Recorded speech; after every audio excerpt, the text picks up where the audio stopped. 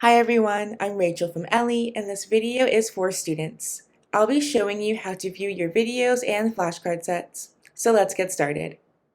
First, go to ellii.com/students and click Log In to log into your account. Once you have logged in, click the class the videos and flashcards have been assigned to. From here, you can view the flashcards and videos with the rest of your courses and lessons. If you would only like to see your flashcards and videos, you can click the Media tab at the top.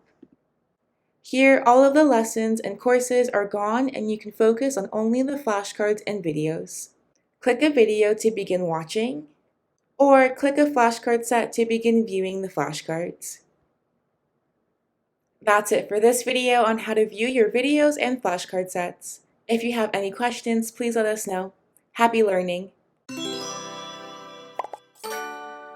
Ellii.